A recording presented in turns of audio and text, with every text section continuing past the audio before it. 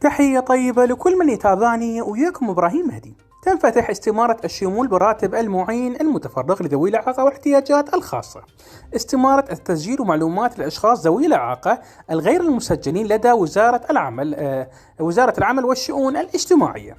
تتمتع بكافة الامتيازات المخصصة لهم. يرجى تحضير صورة من نوع GBG لهوية الأحوال المدنية أو البطاقة الوطنية وبطاقة السكن. يرجى تحضير تقرير طبي إن وجد من نوع PDF، لازم تحضره من نوع PDF. هنا أيضا عندنا تأكد من صحة بياناتك قبل التقديم الطلب. يرجى إدراج كافة الحقول، يعني كل الحقول لازم أضيفها. ستصلك الرسالة تحدد موعد المراجعة، لذا يرجى التأكد من تسجيل رقم الهاتف بصورة دقيقة، يعني لازم تتأكد من رقم الهاتف مالتك بصورة صحيحة، لأن عن طريق هذا الرقم راح توصلك رسالة عن موعد المراجعة. قبل ما ندخل على رابط الاستمارة أحب أوضح بعض النقاط. بعد ما نملي الاستمارة بصورة صحيحة ونضغط على حفظ، راح يظهر عندنا أخير شيء وصل أو طباعة، لازم نطبعه ونحتفظ به. هذا الوصل جدا مهم. أوقات التقديم مفتوح 24 ساعة، يعني أي وقت تقدر تقدم. ووضحت لك بعد ما نضغط على حفظ يظهر آخر شيء وصل، هذا الوصل نحتفظ به ونطبعه. بعدها ندخل على رابط التقديم. رابط التقديم مرفق بأسفل وصف الفيديو، مثبت بأول تعليق. ندخل للموقع، ننزل آخر شيء عندنا هذا رابط التقديم. نضغط على رابط التقديم، فتح عندي رابط الاستمارة. طريقة الدخول إلى الاستمارة عندنا أول خطوة نضيف رقم الهاتف الخاص بنا بهذا الخيار ونضغط على إرسال. ضفنا رقم الهاتف، ضغطنا على إرسال، حاليا ضفته، ضغطنا على إرسال، ننتظر. تم التحقق، راح يجيني رمز برسالة أضيفه بهاي الخانة. الرمز راح أضيفه، بعدها أضغط على تأكيد. حاليا راح تنفتح عندي الاستمارة، انفتحت، نضغط على اوكي. حاليا عندنا اول خطوة الدليل. المعلومات المطلوبة لازم نوفرها، وضحتها لكم ببداية الفيديو. بعدها بعد ما وفرنا المعلومات نضغط على التالي. حاليا انفتحت عندي الاستمارة. ركزوا وياي، طريقة ملء الاستمارة جدا سهلة وما بها اي صعوبة، خطوات بسيطة. عندك هنا تضيف اسم المتقدم، اسم الأب، اسم الجد، اسم أب الجد، اللقب، اسم الأم، اسم أب الأم، اسم جد الأم. هنا رقم الهاتف البديل ضيفه، إذا عندك رقم هاتف ثاني ضيفه، إذا ما عندك نفسه هو ضيفه.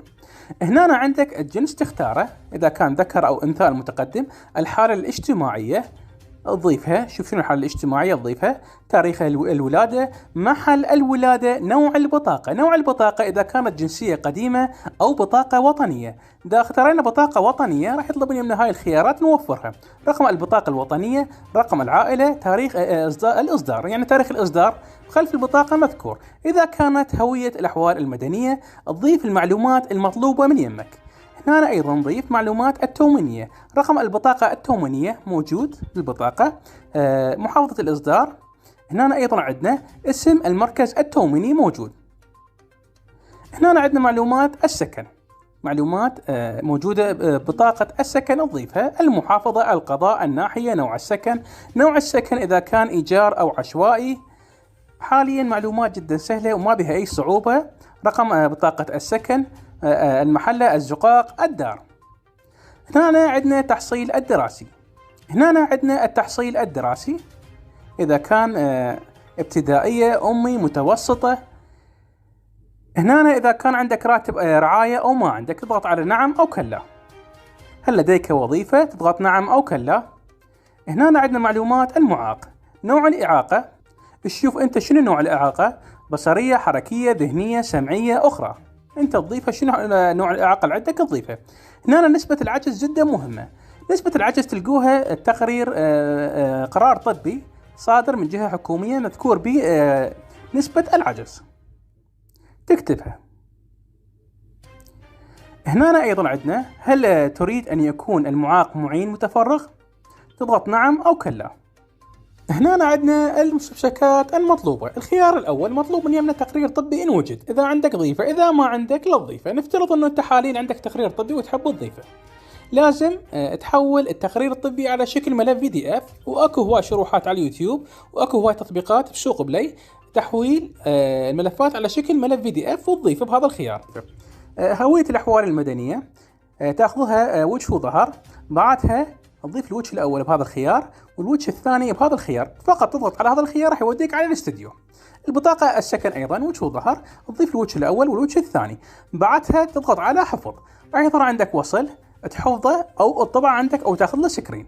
فطريقة التقديم جدا سهلة وما بيها أي صعوبة، ورابط التقديم على الاستمارة مرفق بأسفل وصف الفيديو مثبت بأول تعليق. فلهنا ينتهي الفيديو. إذا كان لديك أي سؤال أو استفسار تستطيع مراسلتي. السلام عليكم ورحمة الله.